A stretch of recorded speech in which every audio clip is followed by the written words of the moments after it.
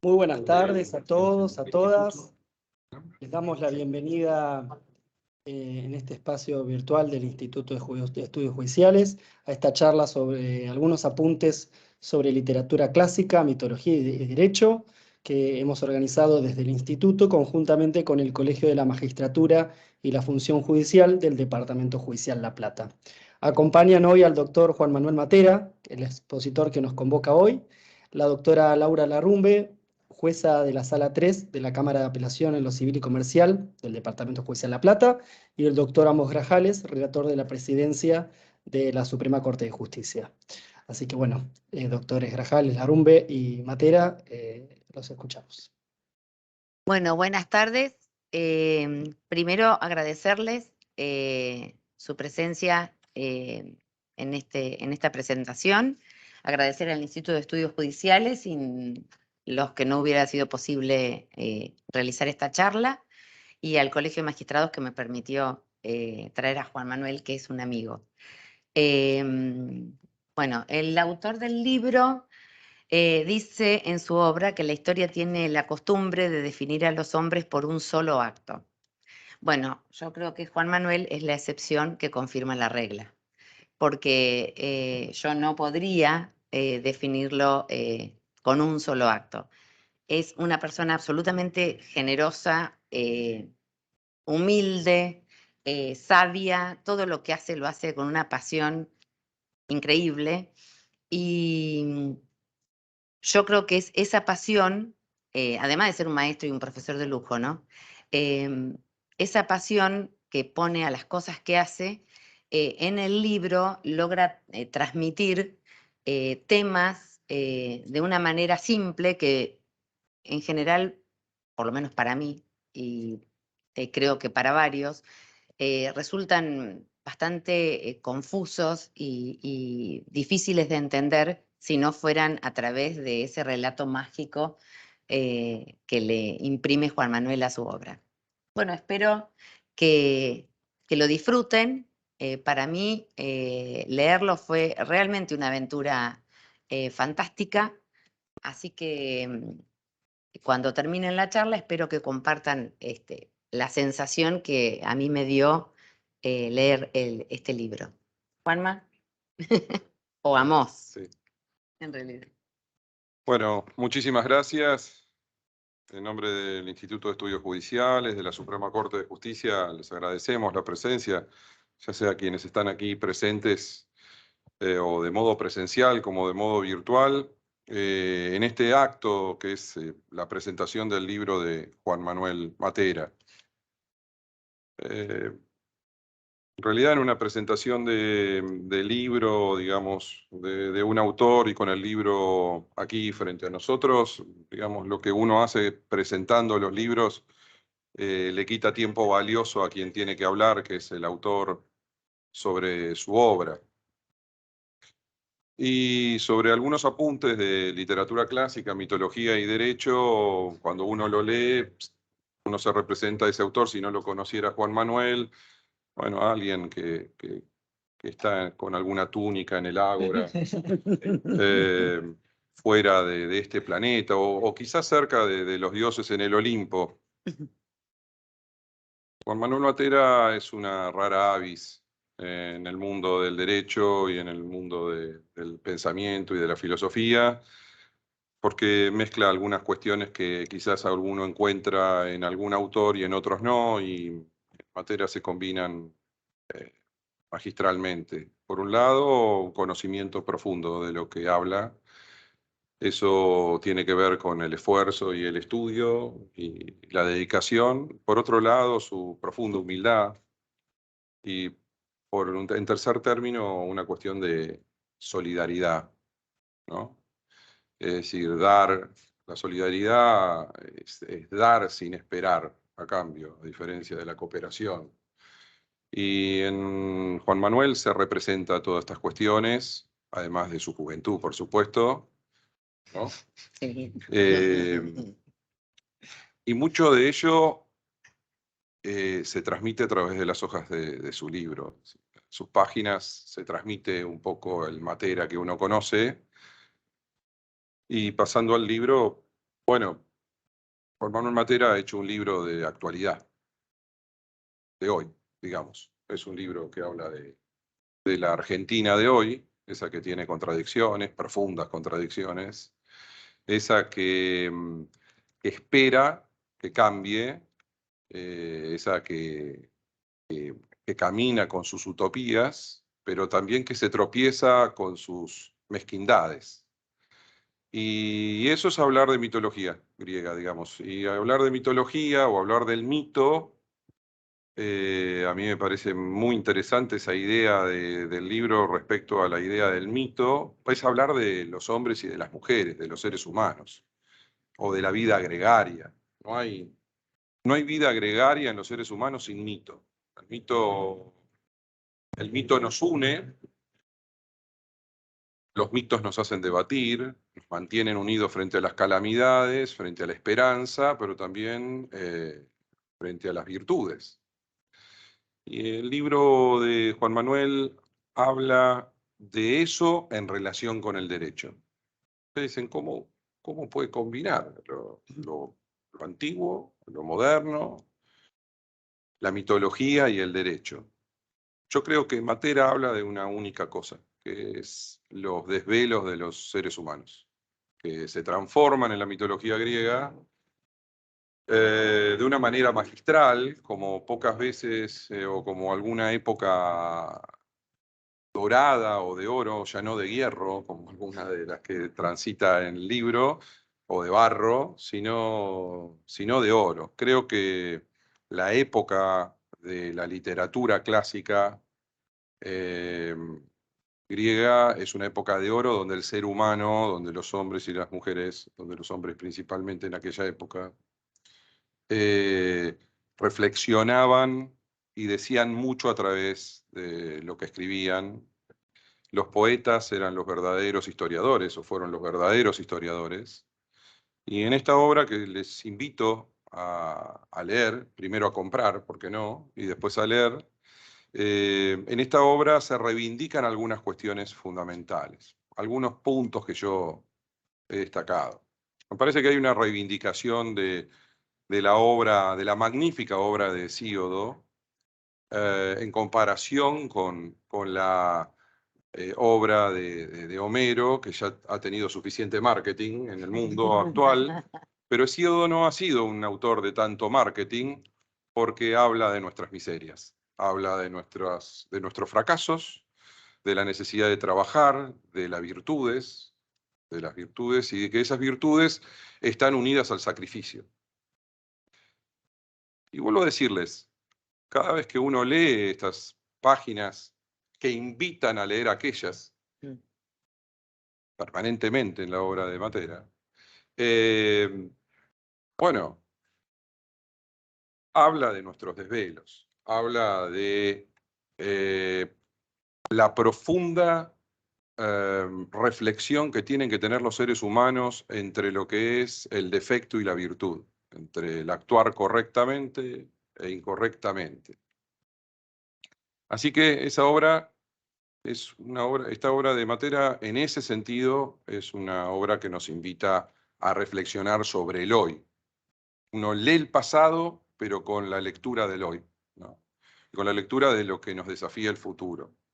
También, ineludible, pensar, reflexionar, quizás tendremos oportunidad de dialogarlo, cómo esa ética, esa deontología griega, luego se traduce en una deontología cristiana, en un momento determinado. Muchos de los baluartes o de las virtudes cristianas que a partir de San Pablo se toman con su tránsito, a través de su tránsito helénico, bueno, ya están dichas en la Grecia antigua. Por lo tanto, muchos de esos valores se condensan a partir de la cultura occidental, en esta cultura o en esta ética cristiana, pero están dichas en la ética griega. Juan Manuel Matera, por otro lado, como es una persona, como les decía yo, solidaria, ha pensado en nuestros alumnos de Derecho, o por lo menos en los míos, que son torturados frecuentemente con teoría del derecho, filosofía del derecho, y entonces a uno le cuesta transmitir cómo es el origen del concepto de justicia o la idea de justicia. Y bueno, y allí Juan Manuel nos da una mano en eso, nos simplifica el trabajo y entonces uno incorpora, violando la ley de propiedad intelectual, seguramente algún capítulo de su libro, y me permite hablar de esa no una tríada en el sentido de hermanas, pero sí en esa consecución o la idea de directa conectividad entre Temis, Dique y Némesis. La historia del derecho. Es la historia del derecho universal, es hablar de la justicia divina, es hablar de la justicia de los hombres, y es hablar de esa asociación que uno tiene de que la justicia es de alguna manera venganza, y cómo medir esa venganza. Y a lo largo de los años, los seres humanos hemos discurrido entre cuál es el límite para Némesis, hasta dónde debemos confiar en Temis como justicia divina y dejar todo en manos de ella, o cómo los seres humanos tienen que asumir la responsabilidad que entraña la justicia y convertirse definitivamente en dique. Creo que podríamos seguir discurriendo sobre esto. A mí me encanta el libro, pero no quiero robarle los minutos a Juan Manuel Matera. Yo los invito a que lean y relean el libro, lo dejen en un estante de sus bibliotecas y dentro de un tiempo lo vuelvan a tomar. Y siempre van a encontrar algo interesante sobre lo que deberíamos reflexionar. Esta es una obra que nos saca de la tonta instantánea de estos tiempos líquidos y posmodernos, nos lleva a reflexionar sobre ideas profundas, de dónde debe anclarse el espíritu de los seres humanos, y cumple esa premisa de que en pocas y precisas palabras se pueden asestar grandes verdades. Muchísimas gracias a Juan Manuel y a ustedes, y los dejo con el autor, del cual seguramente aprovecharán sus palabras.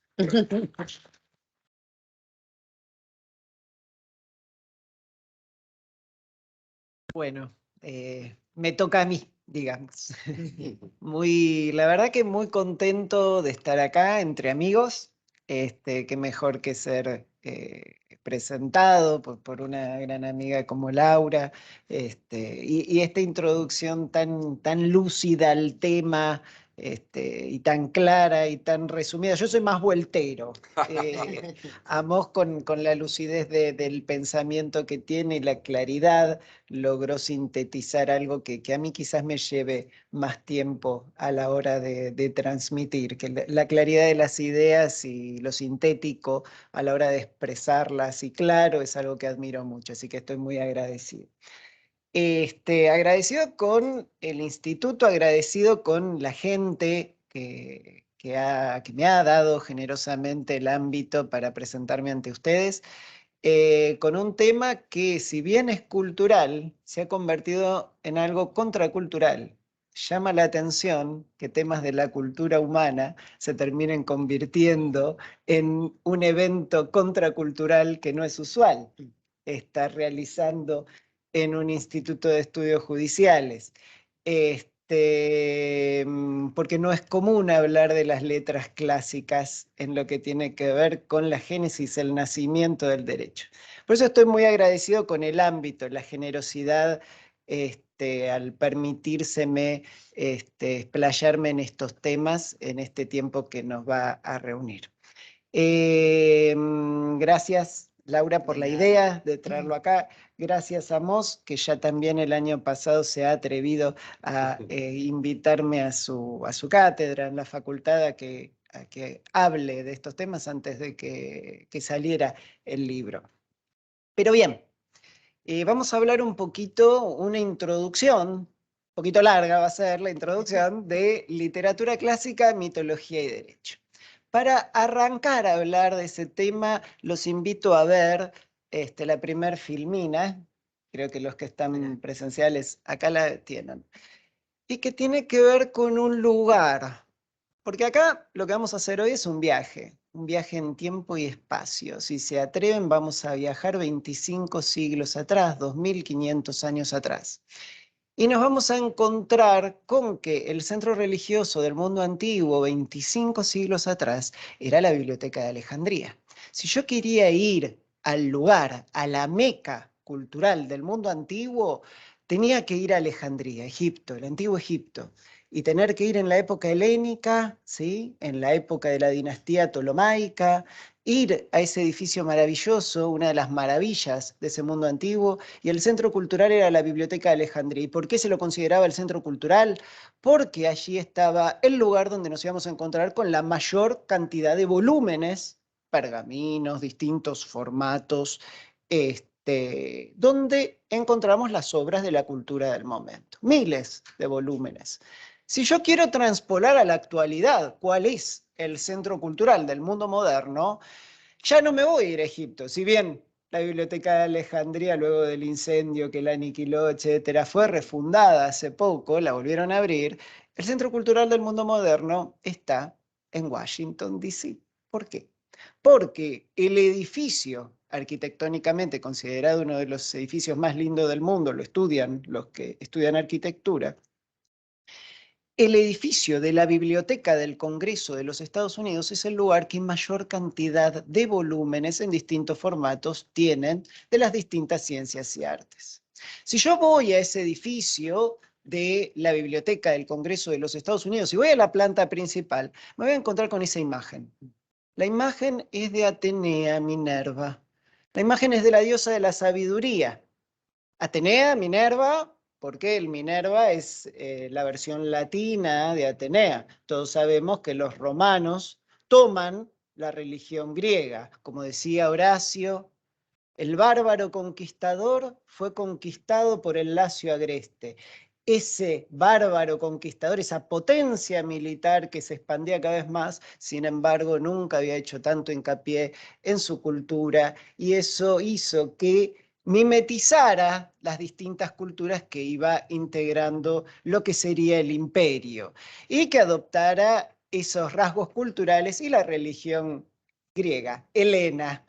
Esa religión y esa adopción es el motivo por el cual Marte es el antiguo Ares, Venus es la antigua Afrodita, Juno es la antigua Hera, y así sucesivamente.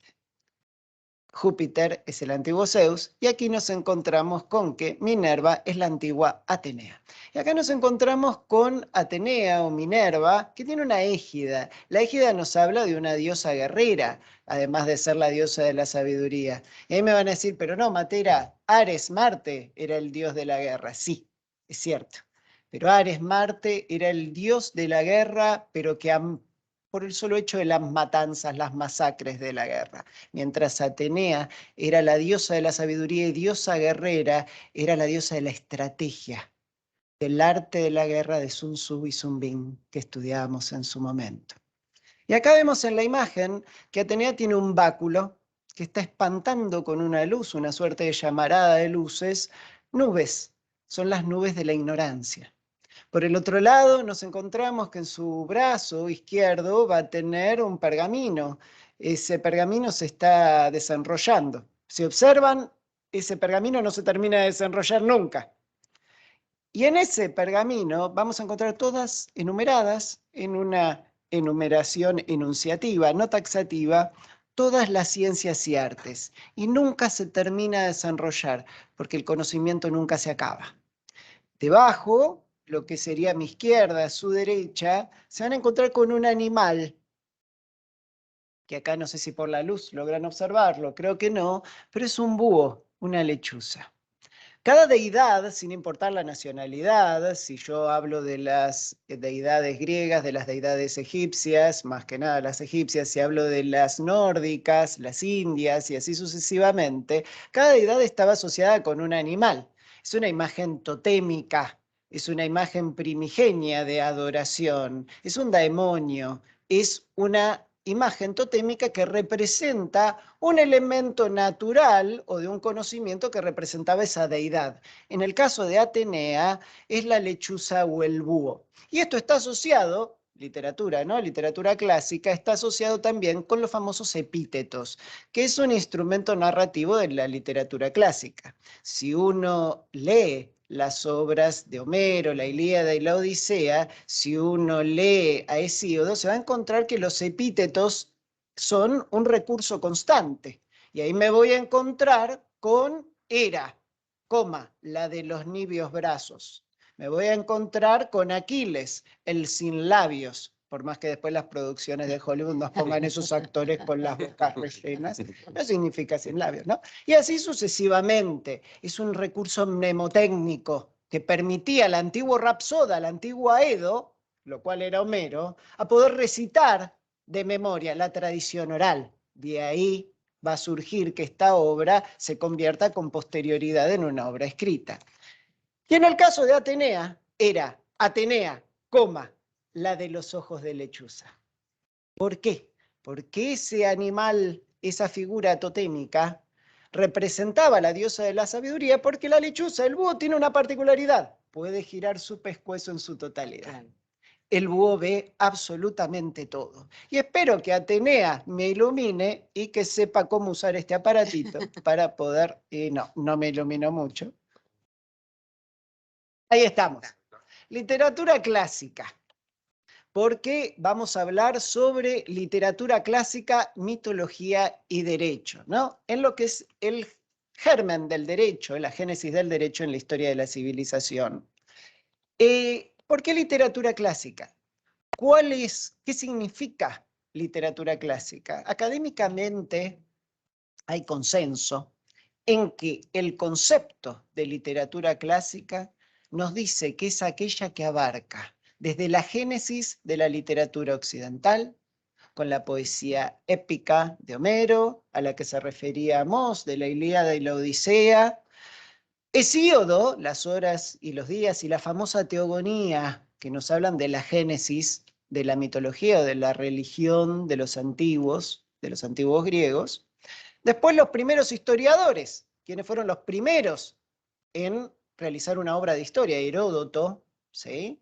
Cuando nos habla de las guerras médicas, con historias de Heródoto. Historias en el antiguo griego, significa inquirir, preguntar, que es el método que los antiguos utilizaban para poder crear una obra histórica.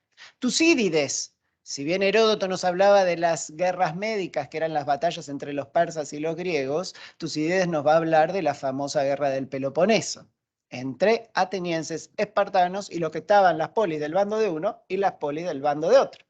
La literatura clásica también nos va a traer los primeros dramaturgos, al padre del derecho, a Esquilo, al primer filósofo del derecho, como me gusta llamarlo a mí, a Sófocles, y al primer rebelde de la historia del teatro antiguo, que fue Eurípides, porque en sus obras van a ser las mujeres las protagonistas y aquellas que siempre traen lo inventivo para solucionar el conflicto que se da en las distintas obras. Yo encuentro que en Eurípides vamos a encontrar un grito de rebeldía, tanto que estudiamos hoy el género, un grito de rebeldía en esos hogares atenienses donde la mujer era relegada.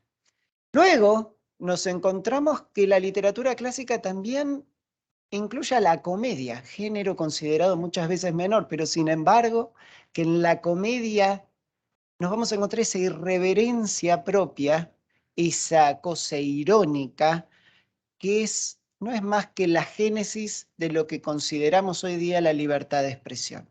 Vamos a encontrar en la comedia el concepto de parresía, el derecho de poder decir lo que autores contemporáneos como Foucault o Judith Butler lo traducen como la obligación hoy día de decir. Ya no el derecho, sino la obligación que tenemos de decir. Y luego, la noción de literatura clásica sigue a los latinos. nos vamos a encontrar con Virgilio, Ovidio. Si estudiamos un poco a Ovidio con el Ars Amatoria, nos vamos a encontrar el primer acto de censura de un gobierno a una obra literaria, una censura pública, buscando proteger la moral de la época que en la época de Octavio o Augusto se le había dado a ese imperio naciente de Roma. Y luego nos vamos a encontrar con que la etapa de la literatura clásica termina con las meditaciones de Marco Aurelio. No significa que se termina la literatura, significa que se termina la etapa de la literatura clásica y empieza otra. ¿Por qué la mitología? Porque si hablamos de literatura clásica y derecho, el mito va a ser constantemente utilizado como un instrumento narrativo que va a tener una función jurídica. ¿Y por qué me atrevo a decir que el mito tiene una función jurídica? De todas las que tiene el mito, porque claramente en épocas donde la mayoría de la gente es iletrada, el mito cumple esa función de la bajada de línea, porque lo que hace es transmitirme un metamensaje. Lo que hace el mito es transmitir una línea de cuál es la conducta deseada y la conducta no deseada en una sociedad determinada. ¿Por qué a Prometeo lo encadenan en la cúspide de una montaña para que un águila le coma el hígado todas las noches y vuelva a renacer durante el día? Porque claramente osó desafiar la voluntad de los dioses. En la idiosincrasia judeocristiana, amar a Dios sobre todas las cosas, no tomar su santo nombre en vano. ¿Por qué Aracne es convertida en una araña? ¿Por qué la medusa, que se vanagloriaba de la hermosura de sus cabellos, es convertida en un monstruo de cabellos de serpiente? Porque osó desafiar con su vanidad, el no ser vanidoso, a una deidad determinada. ¿Por qué Ícaro, ese joven de las alas de seda, se le derriten cuando quiere llegar al sol y cae y muere? Porque se está censurando el ser impetuoso, la rebeldía, la osadía, lo impetuoso propio de la juventud. Y así sucesivamente, los mitos van a esconder un mensaje relativo a una conducta deseada o no deseada de una sociedad determinada.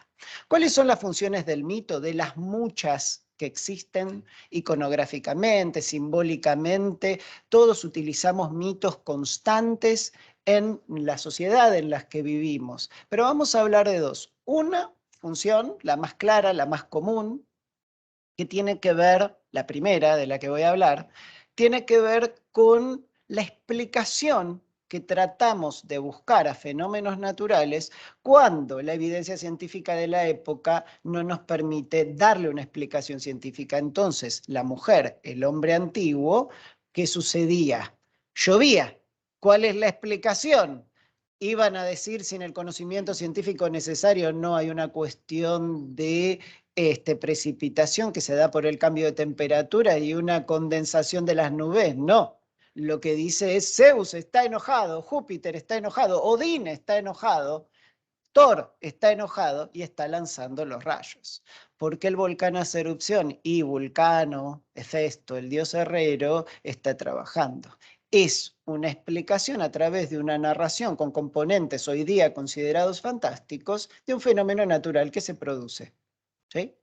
Ahora, el que nos interesa a nosotros como gente de derecho es el mito como regulador de los comportamientos. Es un instrumento narrativo con una bajada de línea de cuál es el deber ser en una sociedad determinada. Bien. Los mitos tienen que ver con también iconografías, ¿sí? Imágenes determinadas. Y la sociedad va evolucionando. Con la evolución de la sociedad, los iconos, las imágenes varían. Y acá yo voy a hablar de una sociedad arcaica y de una sociedad clásica, de una Grecia arcaica y una Grecia clásica en particular. En la Grecia arcaica, ¿con qué tipo de justicia nos encontrábamos? ¿Con qué concepto de justicia nos encontramos? Con una justicia retributiva. La ley del talión, el axioma de Radamantis.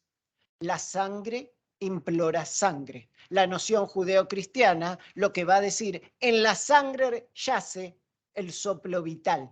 Quien derrame sangre, los invito a leer los pasajes del Antiguo Testamento en lo que es el Éxodo, la sangre implora sangre, ¿sí?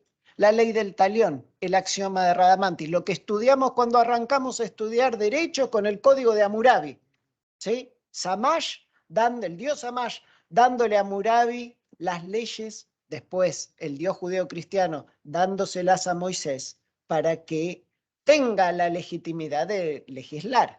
Hammurabi de los mesopotámicos, Moisés de la religión judeocristiana. Si estamos en Grecia, esa noción arcaica, retributiva, la sangre por sangre, ese derecho milenario a la venganza automática y a la aplicación de la venganza automática, el legitimado activo en ese caso era quien sufría una lesión determinada y en caso de ser homicidio eran sus parientes, quienes tenían el derecho a ejecutar automáticamente la pena, nos vamos a encontrar que la iconografía de esa justicia retributiva eran las erinias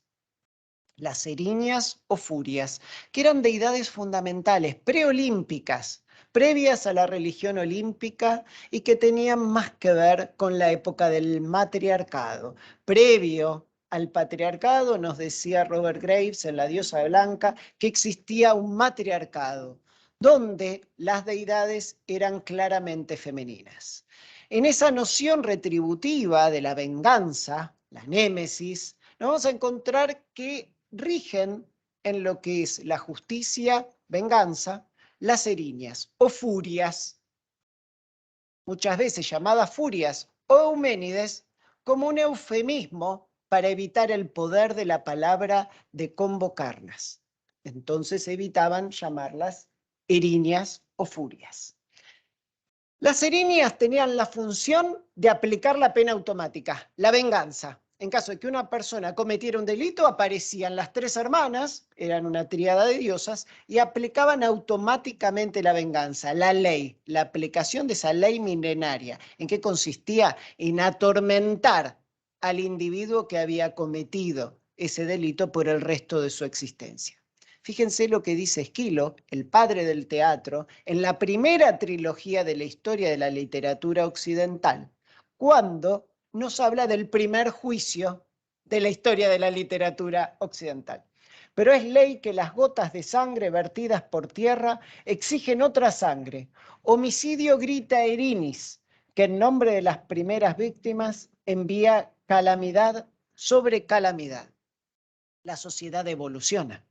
Y esta noción arcaica de esa sociedad primigenia va a evolucionar también, ¿sí? Más allá de que la historia no es lineal. Muchas veces involucionamos. Los occidentales tendemos a estudiar la historia como algo lineal evolutivo, cuando en realidad muchas veces es circular. Tucídides decía, la historia es un incesante volver a empezar. Pero acá nos encontramos con las tres hermanas, las erinias, atormentando a un Orestes que había cometido matricidio y regicidio, ¿sí? Entonces es la aplicación clara de la pena automática en esta maravillosa pintura de William Burgot, Orestes perseguido por las erinias del año 1862. Ahora, las sociedades pueden evolucionar y en ese paso de la justicia arcaica, de la noción arcaica de la justicia a una justicia clásica, nos encontramos que las erinias se transforman en las horas. En la mitología griega se van a encontrar con una gran cantidad de hermanas diosas, de tríadas de diosas. Y se van a encontrar con las gorgonas, se van a encontrar con las grayas, se van a encontrar con las gracias, se van a encontrar con las horas, se van a encontrar con las moiras. Si yo me quiero encontrar con una deidad más poderosa que todos los dioses olímpicos, me voy a encontrar con las moiras. Si hay alguna moira por acá, vas a ver que su nombre significa el destino. Las moiras eran 3 hermanas que decidían el destino de todos nosotros. El destino en la antigüedad se consideraba algo marcado, helado, algo a lo que nosotros no podemos escapar desde el momento mismo en que nacemos. Y en esa iconografía, en esa imagen mitológica, el destino está representado por 3 hermanas. Por un lado, las 3 con una rueca van tejiendo, ¿sí? La noción de tejer con la mujer en la antigüedad es algo que está vinculado constantemente. Y esto en una reivindicación, Irene Vallejo lo dice en ese hermoso libro llamado El infinito en un junco, nos dice que las mujeres tejían constantemente y contaban las historias, las asimila a las primeras escritoras, pues se refiere a la tradición oral. Los primeros relatos, antes de que Homero los tradujera por escrito, eran con la tradición oral, ¿sí? Y en esta imagen de tejer, de esa Penélope tejiendo y destejiendo ese manto para evitar y ganar tiempo a esperar a ese marido que había ido a pelear en Troya, en ese tejer nos vamos a encontrar con las moiras. Las moiras eran 3 hermanas, ley fundamental que era el destino contra lo que nadie podía. En esas 3 hermanas nos vamos a encontrar con una que teje, que es Cloto, que teje el hilo de la vida de todos nosotros, desde el instante mismo en que nacemos, que somos unos bebitos. La segunda de las hermanas, Láquesis, tenía una regla. Esa regla medía la duración de ese hilo de la vida de cada uno de nosotros, que estaría preestablecido. Y la tercera, la más mortífera de las 3, la más mala de las 3, se llamaba Átropo. Y esa más mortífera, el elemento que tenía la maldita era una tijera, que es la que corta el hilo de la vida. Pero esta pequeña digresión que me tomo dentro de este relato nos permite descubrir que siempre el tema de las 3 hermanas, de las deidades femeninas representando los conceptos fundamentales de la vida, se van repitiendo. Y en esos conceptos fundamentales está el de la justicia. La noción de justicia evoluciona. La sociedad arcaica, con la justicia del axioma de Radamantis y la justicia retributiva, cambia a una sociedad evolucionada de la Grecia clásica, donde la justicia es impartida por un tribunal integrado por ciudadanos con facultades delegadas por ese gobierno o esa sociedad de turno. Y se modifica también la condición, la imagen iconográfica, porque las erinias pasan a ser las horas. Y estas horas son 3 hermanas también: Eunomia, Dique, Odice e Irene. Eunomia era la ley pura, la noción kelseniana de esa ley escrita, fría, pura.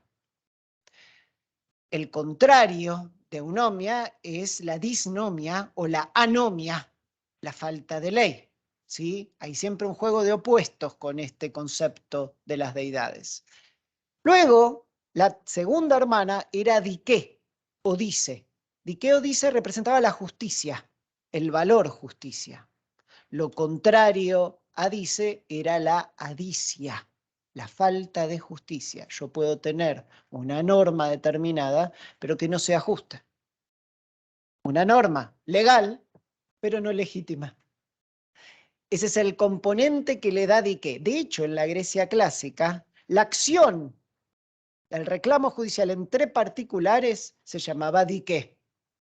Y la acción, por si hay un administrativista acá o conectado en línea, la acción cuando había el Estado involucrado o un representante del Estado se llamaba grafé.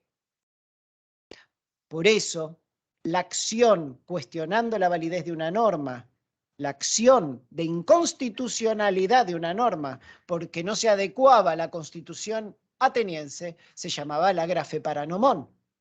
Y es por eso que se considera que la grafé paranomón, eso ya lo decía Linares Quintana en su magnífico Tratado de Derecho Constitucional, se considera que la génesis de la acción de inconstitucionalidad era la antigua grafé paranomón. Entonces nos encontramos con eunomia, la ley, Dique, la justicia, y una tercera hermana que se llamaba Irene o Eirene. Esa tercera hermana representaba la paz. Por si hay una Irene acá, esa Irene debe ser pacífica, quiero creer. Irene representaba la paz, pero ahora fíjense las funciones de interdependencia de las tres. La ley... Irenes no hay, pero administrativistas sí. Administrativistas hay, muy bien. Escondidos, Los grafé, Escondidos, sí. escondidos. los especialistas en la grafé. Fíjense la interdependencia de las tres hermanas. No puede haber una ley que no sea justa, no puede haber justicia sin ley, y siempre la paz como ese fundamento social por el cual supuestamente elegimos la carrera que elegimos. Porque ¿cuál es, si no el objeto del derecho, sino pacificar un orden social donde el hombre es el lobo del hombre? Por eso los prólogos, tanto del Código de Urnamu, ese primer código encontrado hasta ahora, o el Código de Hammurabi, en los prólogos, cuando uno los lee, he venido a poner paz a este mundo de violencia. El hombre es el lobo del hombre.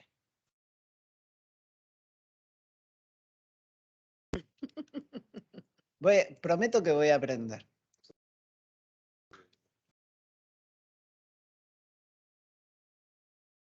¿Para este lado? Bien, no importa. Perfecto. Queda linda la imagen igualmente de la justicia, Dique e Irene ahí interdependientes, la armonía de esa imagen. Pero vamos a hablar de un tema que tiene que ver con el libro y que tiene que ver con la exposición, que tiene que ver con el origen del teatro. Porque uno de los puntos más importantes de la literatura clásica lo hace a la dramaturgia clásica. Y el padre del teatro fue un hombre llamado Esquilo, que no fue el primero en escribir teatro, supuestamente el primero en escribir teatro, que ganó las primeras Olimpiadas del teatro, el primer concurso teatral en la antigua Atenas, fue un hombre llamado Tespis. Pero como la arqueología hasta ahora no nos ha dejado ninguna obra, no ha descubierto ninguna obra de Tespis, estamos con las obras de Esquilo, y Esquilo como el padre del teatro. ¿Por qué se lo considera Esquilo el padre del teatro? Porque fue el primero en incorporar al segundo actor, ¿sí? Es la persona que permite a uno de los actores tener un interlocutor. Por eso a Esquilo se lo considera el padre del teatro. Y Esquilo escribió sobre tragedias que se iban dando, y que la tragedia no es más que un relato que a todos nos une, porque habla de aquello que nos anticipábamos, aquello que es finito, aquello que nos une a todos, aquello que no podemos evitar, ¿sí? Esos males esenciales que hacen a la esencia humana. La tragedia viene del vocablo tragoedos. Tragoedos significa la canción del macho cabrío. Y esto tiene que ver con los daemonios de los que hablábamos antes. ¿Por qué? Porque el macho cabrío era el sátiro, y el sátiro era el animal, esa imagen totémica que seguía al dios Dionisio. Y ahí me van a decir, pero Matera, ¿cómo es posible si quien era el dios de las artes era Apolo? Es cierto. Apolo era el dios de las artes, era esa deidad que andaba con las musas por todas partes. Pero Dionisio se reserva para sí el teatro. El teatro proviene de los llamados ditirambos. Los ditirambos eran las procesiones, lo más cercano hoy día al carnaval, que se realizaban, eran fiestas muchas veces orgiásticas, en honor al dios del desenfreno, a Dionisio, que los romanos después lo vinculan con Baco y lo vinculan con el vino, ¿sí? Nosotros generalmente si vemos un restaurante que se llama Baco decimos ahí va a haber buen vino, ¿sí? O vino venden. ¿Por qué? Porque el vino es un depresor y el alcohol es un depresor del sistema nervioso. Hace que, digamos, como se le llama ahora, quedemos un poco entonados cuando tomamos una copa de vino. Lo que hace es deprimir el sistema nervioso y poder pensar determinadas inhibiciones que todos tenemos. Y representaba a Dionisio el desenfreno. Dionisio era el dios del teatro. El teatro antiguo se va a dividir entre tragedia y comedia. La tragedia tiene un estilo solemne, representa determinados males que a todos nos unen, aquello que es finito, ¿sí? Fíjense, acá han puesto una definición que encontré en el Gorgias de Platón sobre el teatro. Una definición hermosa, maravillosa. Nos dice que el teatro es un acto de engaño, donde quien engaña es el más honesto y el engañado es el más sabio. ¿Sí? Quien va a ver una obra de teatro termina siendo el más sabio, siempre y cuando la obra sea buena, ¿no? Yo tengo que saber elegir, como todo en la vida. Y el padre del teatro, Esquilo, nos trae la primera trilogía de la historia de la literatura, que se llama La Orestíada, de lo que sucedió con Orestes, ¿sí? Dentro de esa trilogía está dividida en 3 obras. La primera se llama Agamenón, la segunda se llama Las Coéforas y la tercera se llama Las Euménides. Nos va a interesar sobre todo la tercera, porque en la tercera vamos a encontrar al primer juicio impartido por un tribunal en la historia de la literatura. ¿De qué trata la Orestíada? Para eso tenemos que remontarnos a el mito de la guerra de Troya. Todos sabemos que los griegos invaden Troya, a Ulises o a Odiseo se le ocurre armar un caballo para poder entrar en Troya y estaban escondidos los soldados griegos, saquean Troya y así sucesivamente, supuestamente porque una princesa de Macedonia, de Micena, se había escapado con el hombre más bello que era Paris. Eso les dio la excusa a los griegos de ir a saquear, a rescatar supuestamente a esa princesa pobre que había sido raptada. Otras malas lenguas dicen que le había gustado el muchacho y se había escapado con el muchacho. Pero la cuestión es que eso le dio la excusa a los griegos de invadir Troya. Lo que nos habla la Orestíada es lo que sucedió después. Agamenón, en el primer capítulo, el líder de las polis griegas que invaden Troya, vuelve a su hogar, a la Micenas, la ciudad de Micenas. Y él vuelve con la esperanza de que le tiren la alfombra roja y todos lo aplaudan y lo llenen de vítores. Logra volver, pero ¿con qué se encuentra luego de 10 años estando combatiendo en esa nación de Asia Menor extranjera y padeciendo las matanzas de su compañero? Con que su esposa Clitemnestra lo está esperando con un cuchillo. Y cuando ni bien tiene la oportunidad, lo asesina, lo hace enfrente a sus hijos, Orestes y Electra. Freud nos hablaba del complejo de Edipo como ese amor de la hija mujer por el padre, pero también nos habla del amor, ¿sí?, del hijo varón por su madre. Ahora, Electra ve cómo asesinan a su padre y jura venganza. Y le dice, en resumidas cuentas, a su hermano Orestes: mamá mató a papá, hay que matar a mamá. El derecho milenario a la venganza, el axioma de Radamantis, la ley del talión. Yo tengo un derecho divino a ejercer la venganza. Y aquí se produce algo que es la instigación a cometer el asesinato. Electra instiga a su hermano Orestes a que mate a la madre, ¿sí?, a Clitemnestra. Y Orestes al principio duda, no lo quiere hacer, matar a la madre, ¿no? Hasta que la instigación de Electra es tal, y hasta que la instigación del dios Apolo, un dios oracular también y un dios de las pestes, dios guerrero también, lo instiga de tal manera que Orestes mata a la madre. En uno de los clímax de esta obra nos vamos a encontrar que Clitemnestra descubre su vientre, levanta su túnica y dice: vos me vas a apuñalar por aquí, vas a apuñalar este vientre que te dio vida. Y él duda, retira el puñal.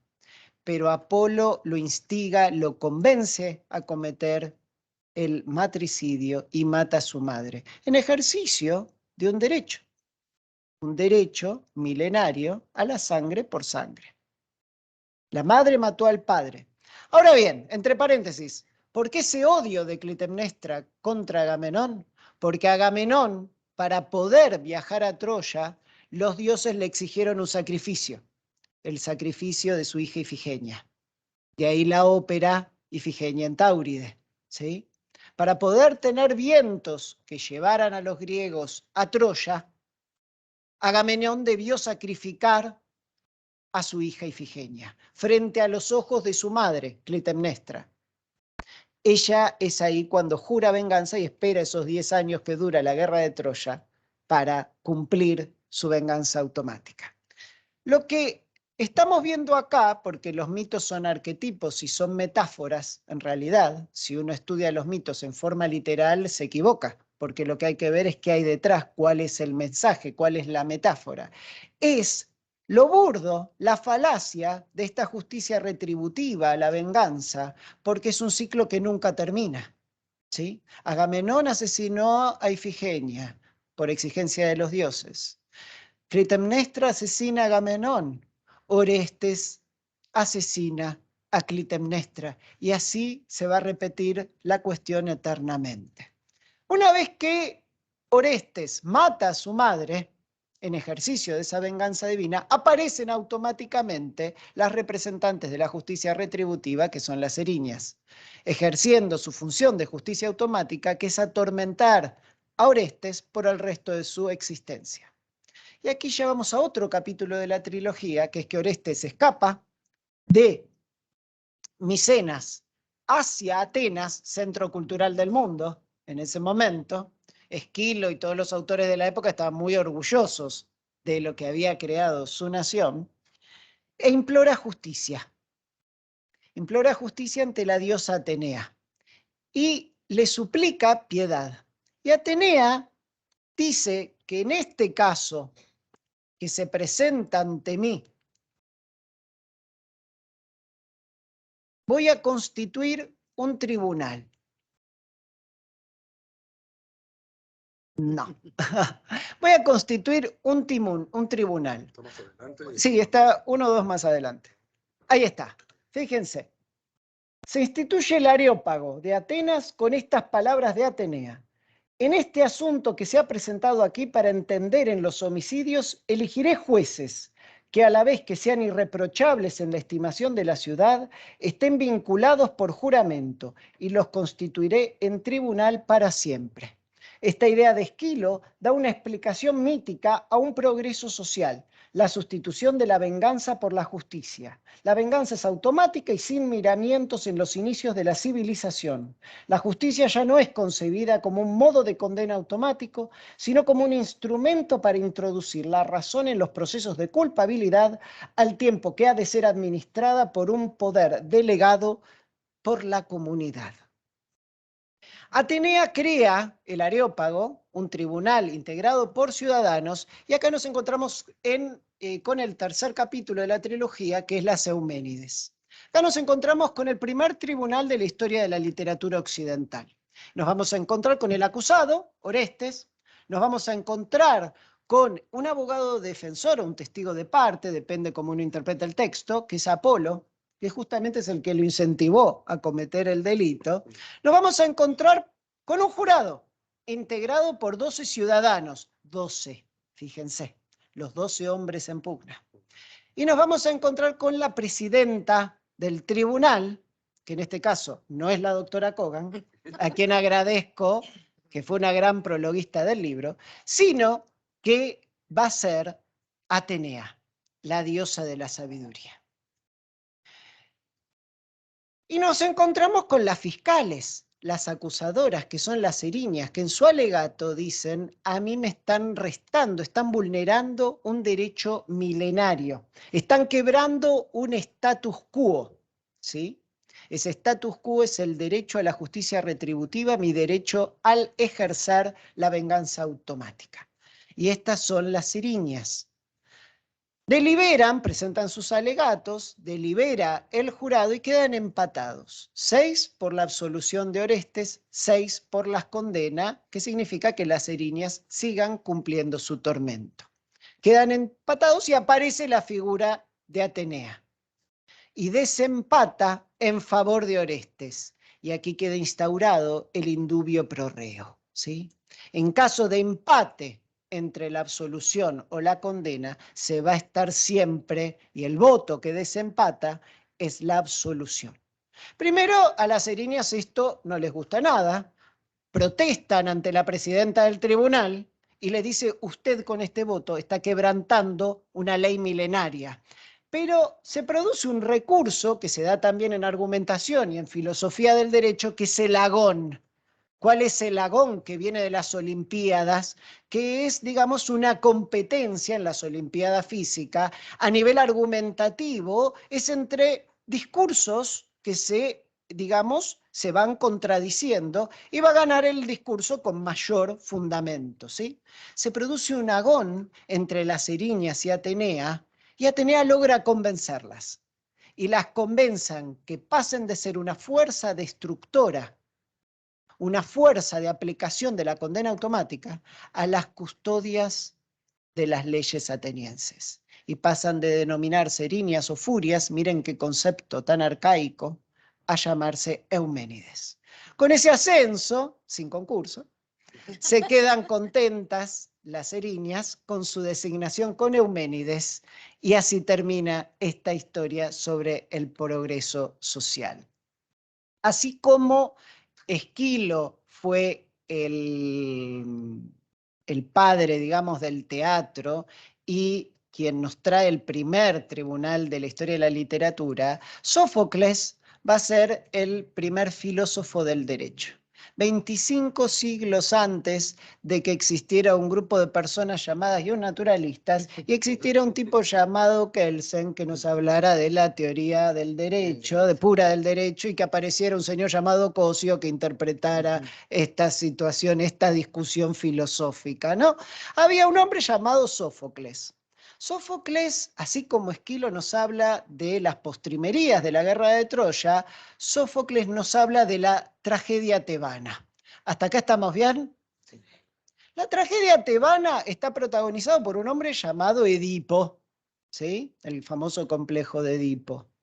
Edipo fue aquel que resolvió el enigma de la esfinge, ¿recuerdan? Esa esfinge que en la puerta de Tebas, en la entrada de la ciudad de Tebas, asolaba la ciudad y mataba a todo aquel que quisiera entrar o salir y no adivinaba el acertijo, hasta que apareció este hombre que logra, este héroe mitológico, que logra descifrar ese acertijo. Si recuerdan, el acertijo era cuál es el ser que, teniendo siempre la misma habla, sin embargo, arranca su vida andando en 4 patas, sigue su vida en su madurez andando en 2 y termina sus días andando en 3. A todos nos parece muy sencillo hoy día, pero en esa época había que adivinarlo. Hasta que, bueno, murió un montón de gente devorada por este monstruo mitológico de la esfinge y aparece el tipo llamado Edipo y dice, el hombre. ¿Sí? No me maten quienes estudian el género, porque quienes estudien etimológicamente la palabra hombre van a ver que no tiene nada que ver con lo masculino, que en muchas acepciones significa mano, ¿sí? Así que yo sigo diciendo hombre. El hombre, ¿por qué? Porque cuando inicia su vida va gateando en 4 patas. En su madurez, erguido, va en 2, y al final de su vida va con un bastón en 3. La cuestión es que este hombre soluciona el acertijo, lo hacen rey de Tebas, el trono estaba vacante, sin concurso también lo ponen como rey de Tebas y lo casan con la reina, viuda. Y este hombre se casa con la reina Yocasta, tiene 4 hijos sin saber que se estaba casando con su madre, de ahí el mito de Edipo y la relación edípica y el complejo de Edipo, y había asesinado antes de llegar a Troya, sin quererlo, a su padre por un altercado que había sucedido.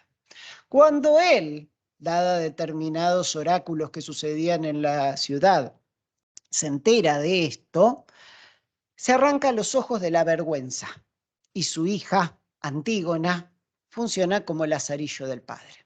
Pero de lo que nos va a hablar Sófocles es de lo que sucedió después de toda esta tragedia, ¿sí?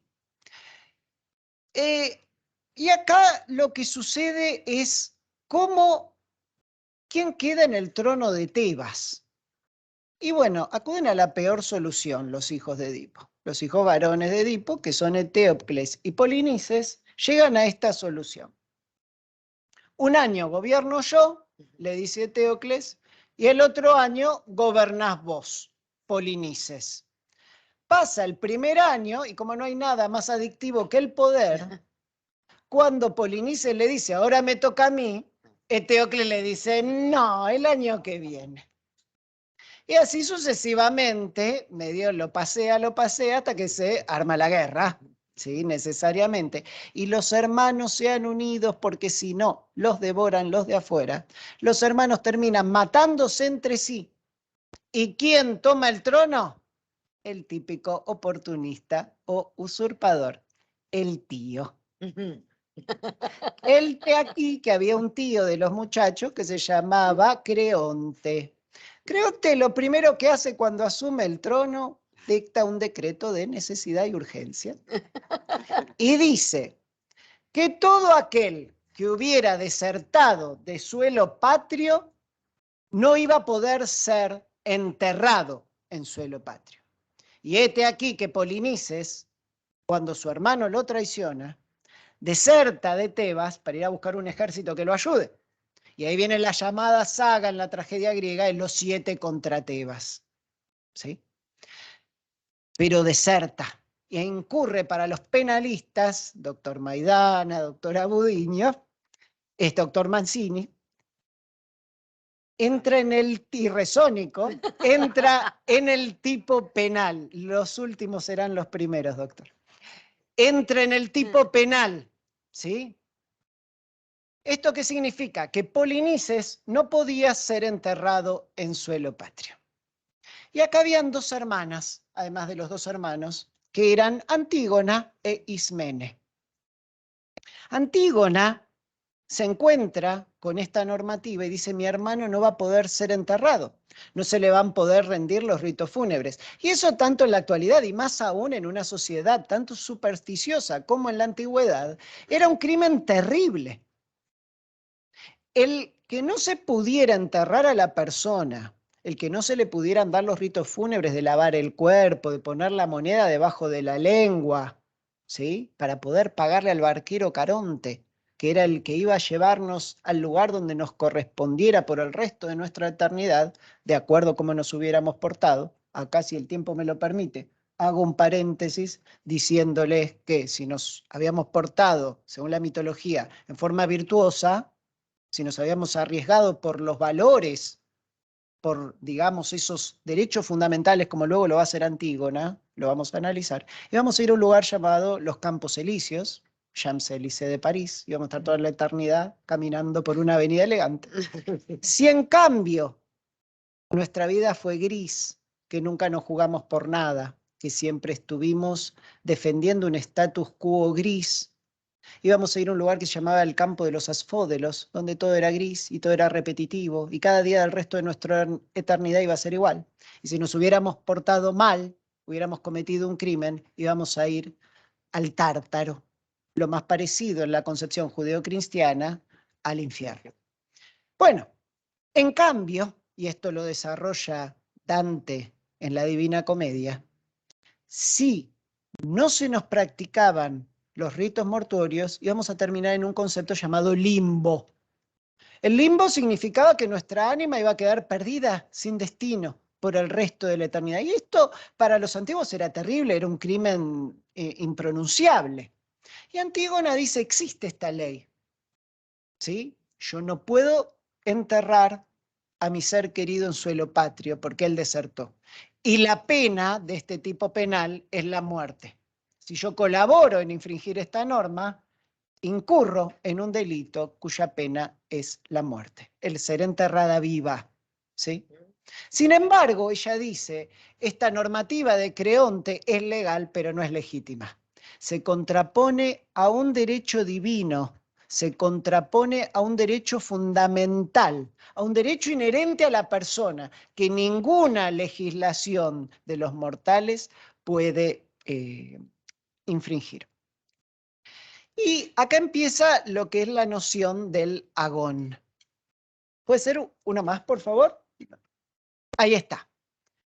Aquí nos encontramos con el agón que tienen Antígona y el usurpador Creonte. Porque el tío le dice a su sobrina, pero muchacha, estás loca, sabiendo que la pena era la muerte, sin embargo vos infringiste la norma. Antígona lo enfrenta y le dice, no creo que tus derechos tengan tanta fuerza como para permitir al hombre ignorar las leyes no escritas, inmutables, de los dioses. Su vigencia no es de hoy ni de ayer, sino de siempre. Este es el agón, el contrapunto discursivo, que nos trae un autor 25 siglos atrás, 2500 años atrás, y es el primer debate ontológico jurídico de la historia. Es el primer planteo de filosofía del derecho.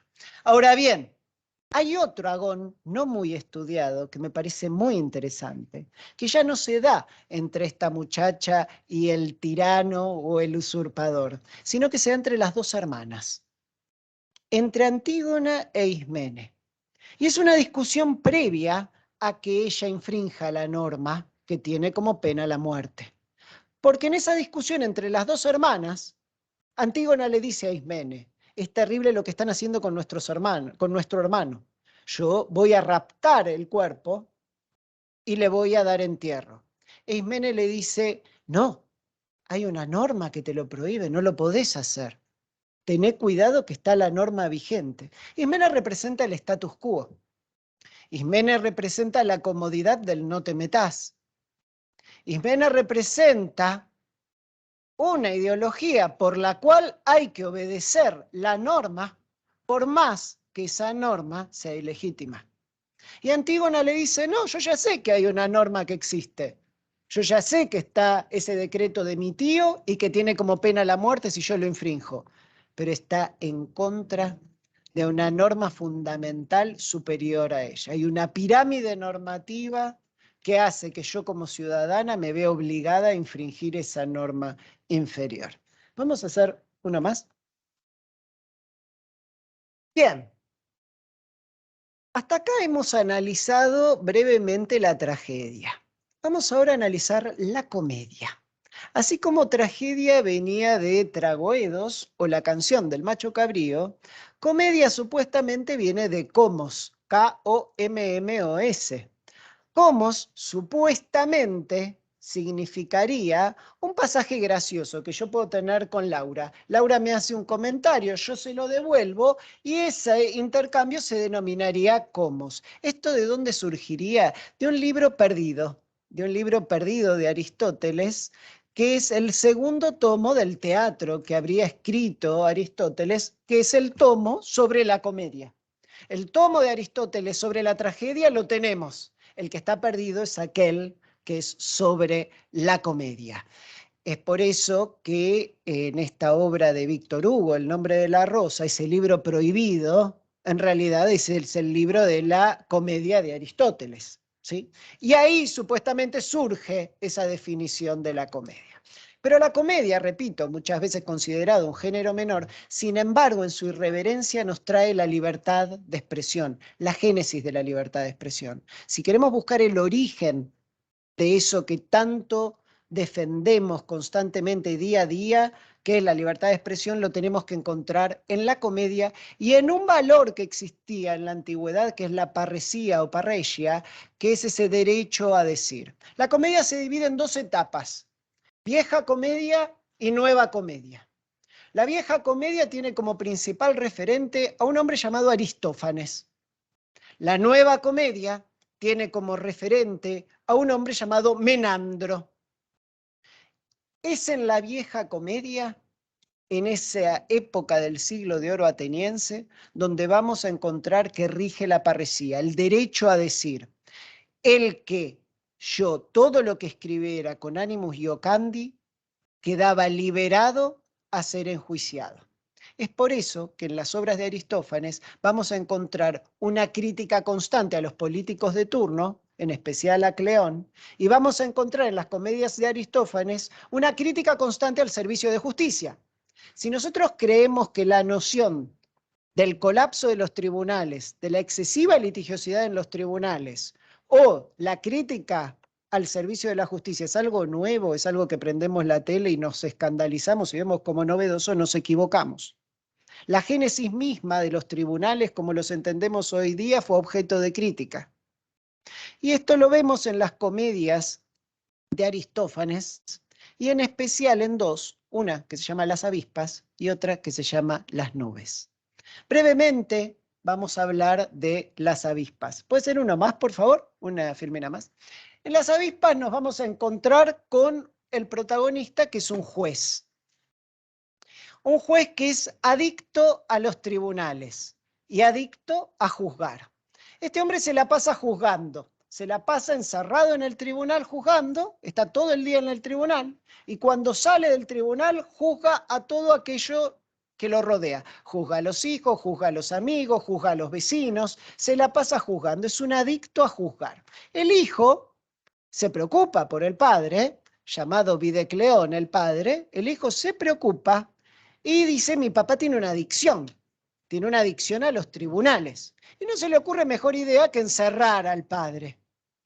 Y empiezan situaciones muy graciosas en la obra. Este juez, desesperado por escapar de la casa para ir al tribunal a juzgar.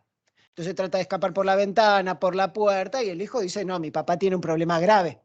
Entonces voy a hacer algo que es lo más parecido a lo que hoy entenderíamos como un tratamiento de rehabilitación. Mi papá tiene un efecto de abstinencia y empieza dentro de la casa a hacer una serie de juicios ficticios, donde, digamos, el sumum de la obra, el clímax de la obra, es el llamado juicio al perro, donde tenía que este hombre decidir si el perro tenía derecho o no a comer el queso siciliano que estaba en la mesa de la casa. Entre paréntesis, el queso siciliano era el objeto más preciado culinario y el más caro del momento. Bien, hasta ahí es una crítica mordaz a un sistema de administración de justicia donde hay un colapso de los tribunales y donde hay en ese momento de la Grecia clásica una obsesión de la ciudadanía por llevar cualquier litigio a los tribunales, a tal punto que en la antigüedad se creó un tipo penal, nuevamente a los penalistas, que se llamaba la psicopantía. Un psicopante era aquel que abusaba del sistema de administración de justicia para inventar un pleito contra una persona a fin de quedarse con sus bienes, lo más parecido a lo que nosotros llamamos en la jerga un carancho, o bien para generar un castigo político. Yo tenía una inquina contra una persona y le inventaba un pleito en los tribunales para que tuviera un castigo político, ¿sí? Como decía Tucídides, la historia es un constante volver a empezar. Pero se creó, era tal el colapso de los tribunales, que se creó este tipo penal. Si se encontraba que la persona había incurrido en psicopantía en 3 oportunidades, la figura delictiva imponía una pena de atimia. La atimia era la pérdida de los derechos políticos, que podía ser total o parcial. Si era parcial, en 3 elecciones no podía votar. Si era total, podía ser hasta sometido a la esclavitud, ¿sí? Pero en Las avispas hay otro clímax de la obra, que es que Videcleón queda dormido en un momento. Y su sueño es que él es el que está siendo juzgado en el tribunal. Y el coro, ustedes saben que en la tragedia, en la comedia clásica, está la figura del coro. En la puesta en escena nos vamos a encontrar con que están todos vestidos de avispas, de ahí el nombre de la obra. La noción de jurado y de juez en la antigüedad se confundía, era lo mismo. A Sócrates lo enjuiciaron 501 jueces, jurados. Y en esta comedia, el jurado vestidos como avispas se le vienen encima al acusado con sus aguijones. ¿Sí? Una crítica mordaz a un sistema de justicia que, si no hubiera existido la libertad de expresión en ese momento, nunca hubiera podido ser estrenada la obra ante 17.000 personas, que era la cantidad de gente que iba a los anfiteatros de esa época. La segunda de las obras que vamos a analizar brevemente se llama Las nubes. Las nubes nos habla de un hombre, Strepsíades, que es muy mediocre y que tiene un hijo que es más mediocre que él, que lo llena de deudas. Al hijo le gusta mucho el juego, le gustan mucho las carreras de caballos y le gusta mucho asumir deudas, digamos. Y entonces el padre lo anota, desesperado, en un instituto, en una academia, para que le enseñen oratoria a fin de zafar de los pleitos. ¿Sí? ¿Y quién es el director del instituto? Sócrates, en la obra. Si pensamos que el primer retrato que tenemos de Sócrates es a través de las obras de Platón, nos equivocamos.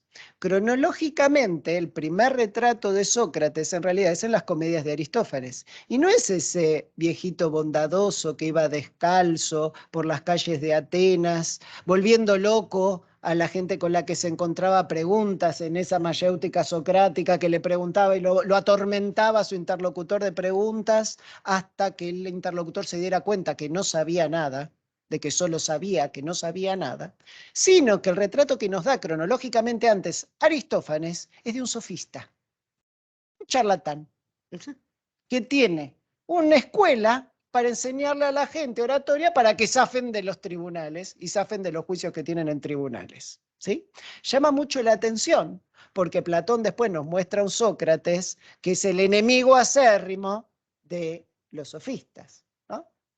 Pero bien, este hombre, Strepsíades, anota a su hijo que no logra aprender nada, entonces él va a la academia esta llamada El Pensadero en la obra, tampoco logra aprender nada y esto termina con que el hombre desesperado prende fuego la escuela de Sócrates. Pero fíjense acá también la crítica a un sistema judicial donde se entrena a las personas para ir a los tribunales a emplear recursos de oratoria para zafar de los pleitos que se tienen.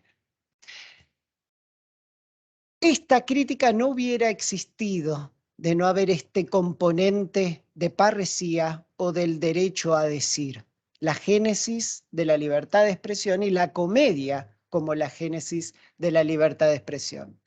La etapa de la vieja comedia con libertad de expresión se termina con la llegada de Alejandro Magno y antes su padre Filipo de Macedonia y el imperio macedónico, porque a Filipo no le gustaba nada que lo criticaban en las obras de teatro, y entonces se terminó la parresía, se terminó la libertad de expresión, la historia no siempre es evolutiva, sino que a veces es involutiva, y se inicia el periodo de la llamada nueva comedia.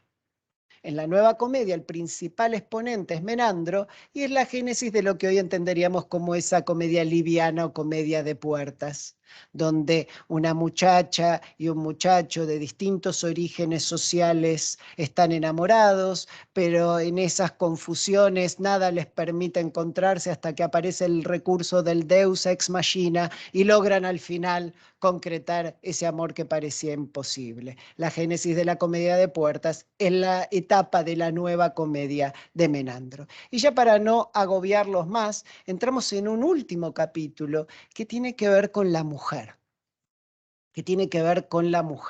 en la literatura clásica. Si hablamos de una más, ¿puede ser?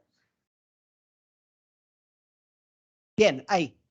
Y acá lo titulé Emancipación femenina en la literatura clásica. Lo que llama mucho la atención es que en el centro cultural de este mundo occidental, que era la Atenas clásica, nos encontramos con la mujer privada de todo derecho. No tenían ningún derecho político, no podían ni siquiera ir al teatro, supuestamente, eso está en discusión. Los personajes femeninos en el teatro eran interpretados por hombres, con vestuario femenino y una máscara especial que les permitía emitir su voz con algún efecto determinado. Y en naciones como Esparta, las mujeres tenían más derechos que en ese centro cultural del mundo antiguo que era Atenas. Eso llama poderosamente la atención. Las mujeres vivían relegadas en sus hogares y las esclavas terminaban teniendo más derechos que las mujeres libres, porque la mujer libre estaba relegada, encerrada, y la esclava en cambio podía por lo menos salir a trabajar e intercambiar y tener una vida social. Si yo hablo de la época dorada de Atenas, el llamado siglo de oro ateniense, ¿qué nombre del ciudadano prominente se les viene a la cabeza? Pericles, muy bien, doctor Mancini. Pericles.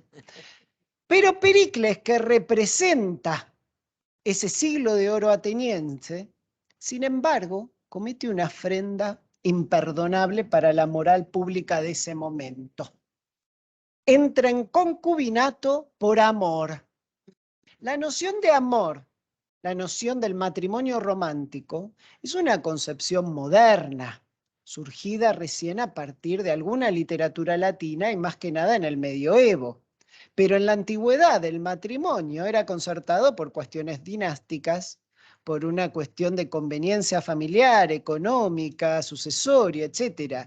Casarse por amor estaba mal visto, no estaba bien visto en la antigüedad. Pericles, sin embargo, no se casa, sino que entra en concubinato con una mujer que adoraba. Y pecado aún mayor, con una mujer sumamente inteligente, que hablaba varios idiomas, que hasta Sócrates decía que aprendía de ella, que se llamaba Aspasia. Aspasia organizaba una suerte de tertulias en la casa en la que convivía con Pericles, que se cree que los grandes intelectuales de la época, inclusive Sócrates, iban a esas tertulias. Y esto generó un escándalo terrible en la sociedad de la época, ¿sí? El rol que se le daba a Aspasia a nivel político. Y a mí me gusta creer que esa influencia de una mujer tan interesante como Aspasia, que a todo esto, además de todo, era una hetaira, que las hetairas eran las prostitutas que venían del Asia Menor. Aclaro acá, entre paréntesis, se dividían entre prostitutas y hetairas.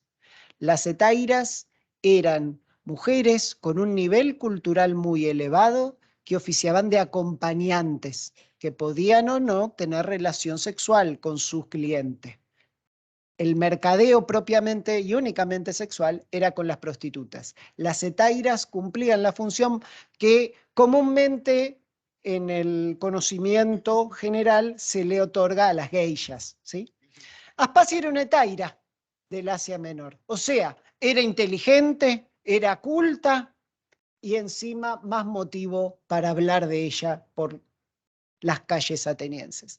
Pero fue tal la revolución cultural que generó esta mujer que a mí me gusta creer que influyó toda una serie de obras donde las principales protagonistas y quienes tienen la inventiva de resolver las cuestiones son mujeres. Fíjense que en esta época Sófocles escribe Antígona, una joven que osa desafiar la ley injusta de un tirano en nombre de los principios humanitarios, y Aristófanes escribe las llamadas comedias femeninas. Estas comedias femeninas están integradas, entre otras, por Lisístrata, que en plena guerra del Peloponeso, las mujeres, cansadas de que los hombres hagan todo mal, inician una huelga sexual hasta tanto arreglen todos los problemas. Y la más interesante, a mi modo de ver, de las comedias femeninas de Aristófanes es la Asamblea de las Mujeres, donde la líder de un grupo de mujeres llamada Praxágora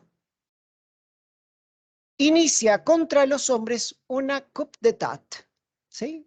Toman el poder, van a la asamblea ateniense, toman el poder y le dicen a los hombres: nosotras nos hacemos cargo de todo porque ustedes no sirvieron para liderar. Y lo que a mí siempre me llama la atención cuando leo este texto es que crean un régimen de gobierno lo más parecido a lo que hoy entenderíamos como un gobierno comunista. 25 siglos atrás, antes de que existiera un tipo llamado Marx, un ideólogo, digamos, un estadista llamado Lenin, y un hombre bastante complicado llamado Stalin, inician un gobierno comunista, porque lo primero que hacen es estatizar todas las propiedades e indicarle a cada individuo a qué se va a dedicar a partir de ahora. Uno más, por favor. Prometo no molestar más.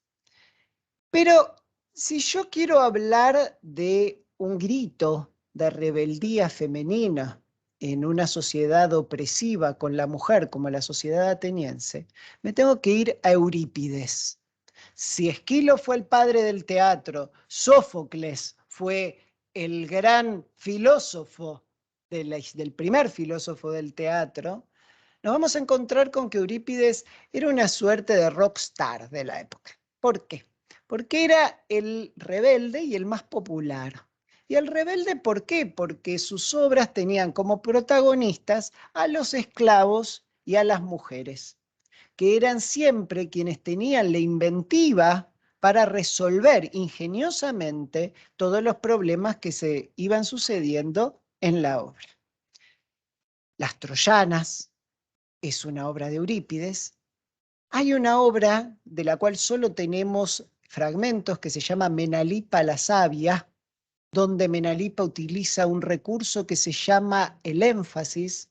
El énfasis en realidad no tiene nada que ver con aquel recurso que entendemos hoy día de acentuación de una idea. Si yo después de hablar tanto de los griegos, alguno se me está durmiendo, yo empiezo a hablar más fuerte, hago énfasis en una palabra, es lo que podemos llegar a entender. Énfasis, en cambio, en sus orígenes, es otra cosa. Énfasis es, y eso los judiciales lo conocemos mucho, cuando no podemos decir algo con todas las palabras, pero lo damos a entender. ¿Sí? Hay algo que no nos permite decir algo literalmente, pero lo damos a entender. Eso en realidad era el énfasis. ¿Sí? Y esto lo crearon supuestamente las primeras escritoras de la historia, que eran unas neopitagóricas, y sobre todo una que se llamaba Hiparquia. Pero Eurípides toma este recurso en Menalipa la Sabia, una mujer acusada de haber tenido hijos que en realidad son demonios, y ella se presenta en juicio y da un discurso utilizando el recurso del énfasis para salvar a sus hijos de una ejecución. Pero la obra completa de Eurípides, que más nos interesa, en mi modo de entender, como un canto a esa rebelión femenina de la época, es Medea. Medea es la primera hechicera de la historia de la literatura antigua, de la literatura clásica, y Medea es una hechicera del Asia Menor. Ya vimos la guerra de Troya, ya vimos la épica tebana, y acá lo que vamos a ver es la épica de Jasón y los argonautas. Jasón era un héroe mitológico, un antihéroe, lo llamo yo, porque tenía todos los condimentos de quien hoy podríamos decir un chanta, digamos, tenía todo a favor y todo en contra. Jasón logra reunir un hombre muy atractivo, heroico, valeroso, pero era un oportunista también. Donde había una oportunidad, escalaba y la tomaba. Y Jasón reúne a todos los héroes mitológicos y crea al grupo de los argonautas. ¿Por qué se llamaban los argonautas? Porque iban en una nave llamada el Argo. ¿Sí? Y ahí nos íbamos a encontrar con Orfeo, con Hércules, con Atalanta, con los Dioscuros y con muchos héroes de la mitología. ¿Cuál era su misión? Rescatar el vellocino de oro. El vellocino de oro, según la argonáutica de Apolonio de Rodas, era un instrumento mágico que estaba en poder del rey de una nación del Asia Menor, y ese instrumento mágico estaba custodiado por muertos vivientes, ya los americanos tomaron la noción con el Walking Dead, y por un dragón, que no era el del Juego de los Tronos, ¿sí? Era un dragón que custodiaba el vellocino de oro. Los argonautas tenían una misión imposible ante esto. Pero aparece una princesa del Asia Menor, exótica, llamada Medea. Medea era una hechicera, consagrada a una diosa preolímpica milenaria llamada Hécate. Hécate era la diosa de las hechiceras, la diosa de la brujería. Y Medea, esta hechicera, ayuda a los argonautas con sus artes arcanas, necrománticas, mágicas, a vencer a ese ejército de muertos vivientes, a adormecer al dragón y que Jasón pudiera obtener el vellocino de oro. Y acá viene el componente misógino de la historia, del mito. Porque ella lo hace porque se enamoró de Jasón, de ese hombre pintón, que le prometió matrimonio. Ella traiciona a su padre, ayuda a los argonautas, era la princesa de ese reino del Asia Menor, ayuda a los argonautas, ayuda a que obtengan el vellocino de oro y escapa con Jasón. Jasón se casa, tiene hijos con ella, pero después la abandona ante la primera oportunidad mejor. Es un oportunista. Es, como decía Esopo, está en su naturaleza. ¿Sí? La abandona Medea. Medea enloquece por amor y jura venganza. Y el acto de venganza es algo antinatural, tanto para la antigüedad como para hoy día, que es asesinar a sus propios hijos.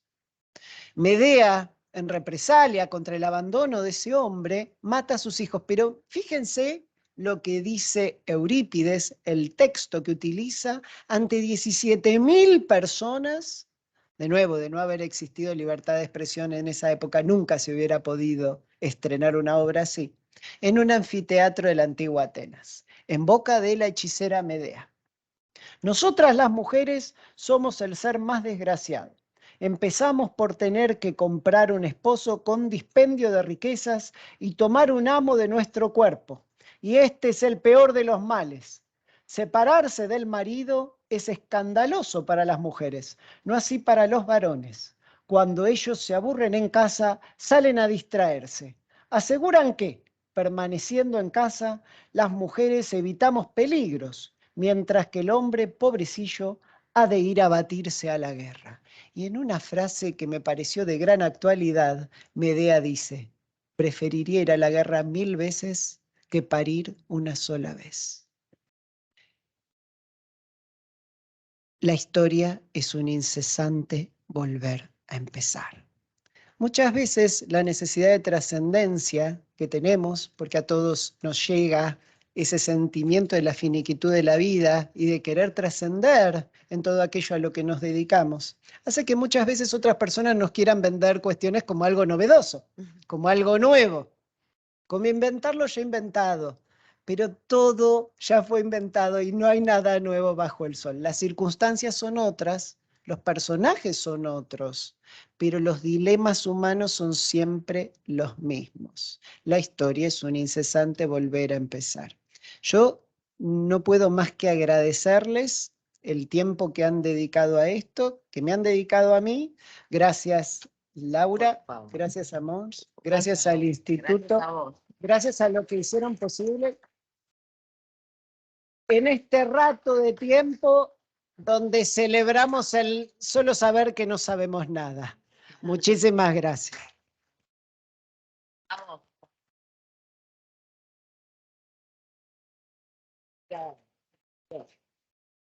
¿Por cerrado? ¿Querés que- ¿Sí? Sí, Bueno, sí. damos por cerrada la actividad, salvo que quieran hacer algún comentario o algún aporte o pregunta, o hablar sobre mitología y literatura clásica. Si no, le agradecemos nuevamente con otro aplauso a Juan Manuel. Muchas gracias.